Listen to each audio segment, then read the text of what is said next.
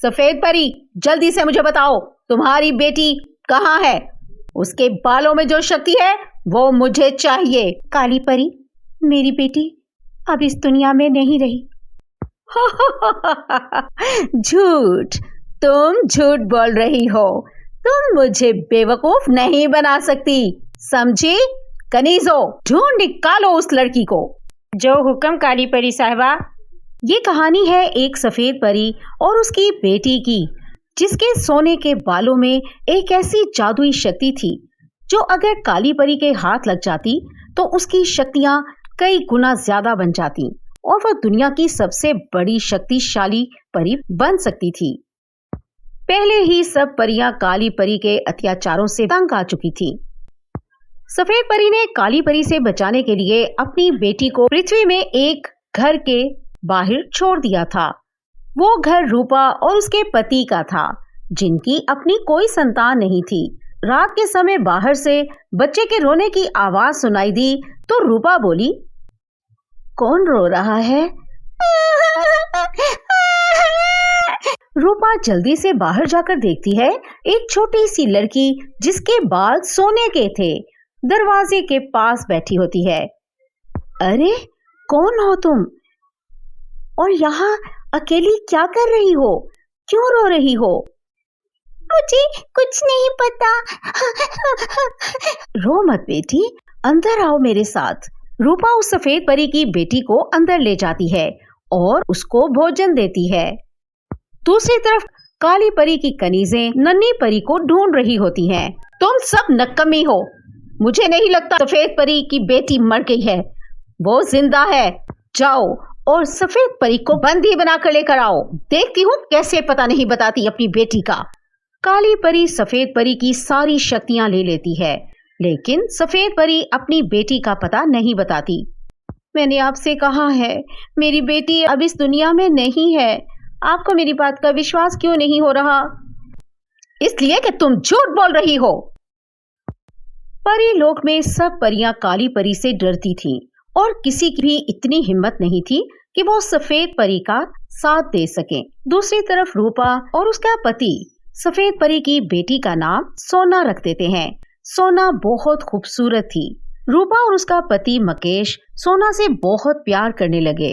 अरे भगवान, देखा, सोना के आने के बाद सब कुछ अच्छा हो गया है, ऐसे जैसे हमारी गरीबी दूर हो गई हो। आज 10 दिन गुजर गए हैं, कोई भी इस बच्ची का पता करने नहीं आया। मुझे तो इससे इतना प्यार हो गया है कि अगर कोई लेने भी आए तो मैं इसको नहीं दूंगी। ये मुझे अपनी बच्ची लगती है। तुम बिल्कुल ठीक कह रही हो भगवान, ये तो ऊपर वाले ने हम पर कृपया की है। अरे ये देखें, मैं इसको कंघी कर रही थी, इसके बाल कंघी में उतर आए हैं। ये देखें, ऐसा नहीं लगता जैसे सोने की तार हो? हाँ हाँ, बिल्कुल बिल्कुल। आप इसे सनार के पास ले जाएं और उससे पता करें, क्या पता सोने की ही तार हो। हाँ, मैं अभी जाता हूँ। मकेश सोना परी का बाल लेकर दुकानदार के पास जाता है। अरे रामू, ये देखना, ये तार मुझे मिली है, क्या ये सोने की है? अरे ये तार तो बिल्कुल सोने का। अभी मैं चेक करता हूँ। पहले मुझे ये बताइए, क्या हाथ लग गया आपके? इसकी कीमत क्या है? मुझे कीमत बताओ। अभी बताता हूँ। ये 70,000 की तार है। ये लीजिए, ये मैं रख लेता हूँ, आप 70,000 ले लीजिए। ठीक है। मकेश खुशी खुशी घर लौटता है और अपनी पत्नी रूपा को सब बता देता है। रूपा भी बहुत खुश होती है। इस तरह उनके दिन बदल जाते हैं। दूसरी तरफ बूढ़ी परी जो सफेद परी के साथ बंदी थी, उससे कहती है, बेटा मैं तुम्हें एक राज बताती हूँ। राज? कैसा राज? अरे बेटी, तुम्हारी बेटी इस काली परी की शक्ति को खत्म कर सकती है।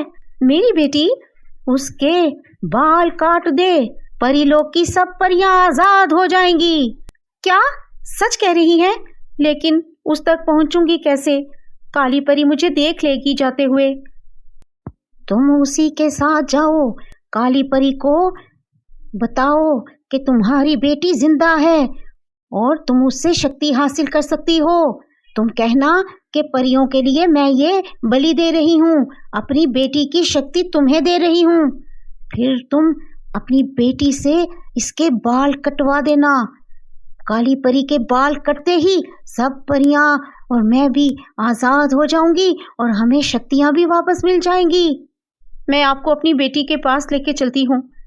मेरी बेटी जिंदा है। काली परी, आप चलिए मेरे साथ। देखा, मुझे पता था। 11 साल तुमने मुझसे झूठ बोले रखा और कितनी मुसीबत में रही। सब परियों को भी मुसीबत में रखा। मुझे मेरी शक्ति मिल जाती तो मैं तुम्हें उसी समय आजाद कर देती। चलो, जल्दी चलो। सफेद परी और काली परी सोना के पास पहुंचती हैं। सोना सो रही थी। रूपा और उसका पति आवाज सुन के जाग जाते हैं। अच्छा, तो ये है वो लड़की। तुम कौन हो? तुम मेरी बेटी को मुझसे छीनने की कोशिश भी मत करना। सफेद परी आगे बढ़ती है और एक तलवार सोना के हाथ में देती है। सोना एकदम से उठ जाती है। सोना, तुम मेरी बेटी हो। मैंने तुम्हें बचाने के लिए तुमसे दूरी बनाई रखी। जल्दी करो, इस तलवार से काली परी का बाल काट दो। माँ, मेरे बाल काटेगी? हो, कभी नहीं। सोना हिम्मत करके तलवार उठाती है और काली परी के बाल तुरंत काट देती है। काली परी की सारी शक्ति खत्म हो जाती है और वो एक बूढ़ी औरत बन जाती है। मुझे माफ कर दो, मैं गलत थी, मुझे माफ कर दो। तुम्हें माफी मिलती है, लेकिन तुम्हारी सजा भी जरूरी है। तुम्हें परी लोग जाकर सब परियों से माफी मांगनी होगी। मुझे मंजूर है। बेटी, अब तुम्हारे बाल फिर तुम्हें मुसीबत में न डाल दें, इसलिए मैं इन्हें काला कर देती हूँ। मैं इनको अपनी माँ मानती हूँ और इनको अपने पिता मानती हूँ। मैं इनके साथ रहना चाहती हूँ। जो तुम्हारी खुशी वो मेरी खुशी। तुम्हारे काले बाल तुम्हें हमेशा सुरक्षित रखेंगे।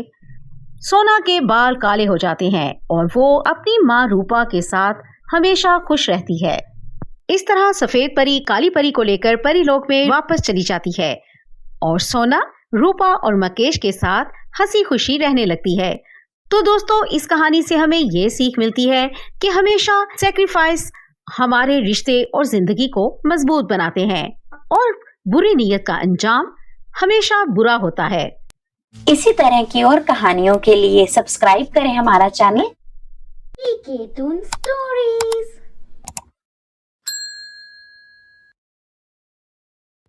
पीके टून स्टोरीज।